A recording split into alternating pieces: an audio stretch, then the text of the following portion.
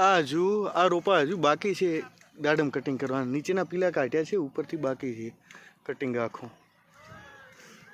Cutting કર્યા પછીના રોપા. અત્યારે ટ્રેક્ટર દ્વારા આજે ઇથ્રેલ અને પ્રોફેનોનો છંટકાવ કરવામાં આવે છે, જેનાથી પાન પરિપક્વ થઈ અને ખરી પડશે. પ્રોફેનો એ કીટકના ઈંડાનો નાશ કરે છે, એના માટે પ્રોફેનો પણ નાખ્યું છે.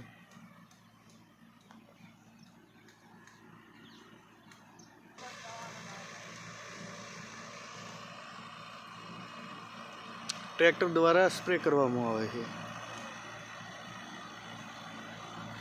ટ્રેક્ટરની પાછળ બ્લોઅર જોડેલું છે. 4x4 મિત્સુબિશીનું ટ્રેક્ટર છે, જેની પાછળ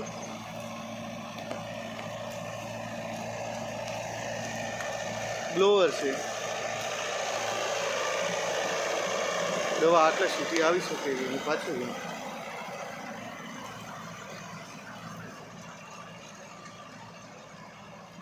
દવાનો સ્પ્રે બીજા રોપા સુધી આવે છે.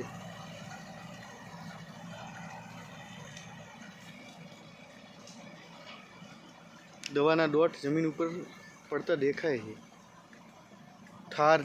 એકદમ ઠાર જેવી ડોટ હોય છે એના. સવારે વહેલા ધુમ્મસ હોય, ઝાકળ હોય, એ રીતના એના ડોટ આવે છે, નાના નાના પ્રવાહી સ્વરૂપે છોડની આરપાર નીકળી જાય છે. આ રીતે કટિંગ થઈ ગયેલું છે રોપાનું.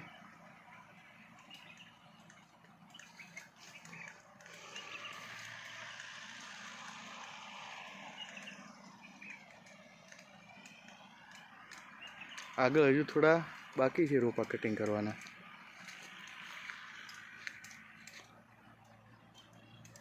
અહીં કને હજુ કટિંગ ચાલે છે. આજે 9 મજદૂરો દ્વારા કટિંગ થાય રહ્યું.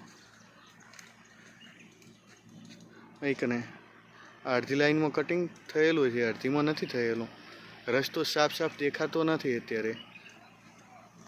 એવામાં બ્લોઅરથી ટ્રેક્ટર દવા છાંટવા આવે છે. કઈ રીતે આગળ નીકળે છે આપણે દેખીશું.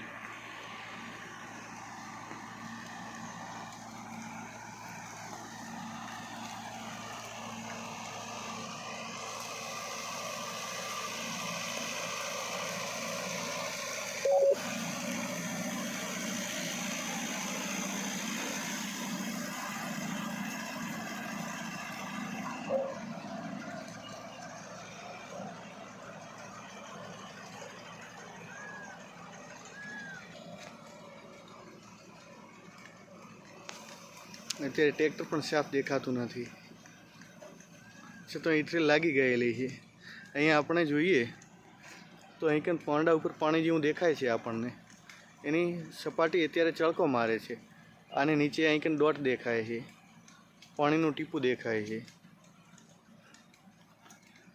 જે બધા જ પાંડો ભીંજાઈ ગયેલ છે. રોપાને આ પારથી પેલે પાર સુધી દવા નીકળતી હોય છે. અહીં કન ઠાર રૂપી આવેલી છે. વધારે અહીં કન દેખી શકાય એવી નથી, પણ ઠાર રૂપી અહીં કન બધે લાગેલી દવા છે. જે આ ભાગની અંદર આવશે, આ ભાગની દવા આવશે એ અહીં કન કવર કરશે. અહીં કને એક માણસ દ્વારા નીચેના થડના અંદર સૂકી ડાળીઓ અને પીલા લેવામાં આવે છે, જે કટરથી કટ કરે છે અને પીલા કાઢે છે. એનું એ જ કામ છે, એને પીલા જ કાઢવાના. પીલા થઈ રહે, નીકળી જાય, પછી એને કટિંગમાં જવાનું. પછી એ માણસો કટિંગ કરે. માટે બગીચાની અંદર બગીચો સાફ રહે છે, ચોખ્ખો રહે છે, કોઈ પણ પીલા વગરનો રહે છે. પીલા રહી જતા હોય એ પીલા નથી રહેતા. આનો એક મોટો ફાયદો છે કે એક માણસની જવાબદારી પીલાની હોય તો એ જવાબદારીપૂર્વક કામ કરે છે. બહુ સરસ, ખૂબ ખૂબ આભાર.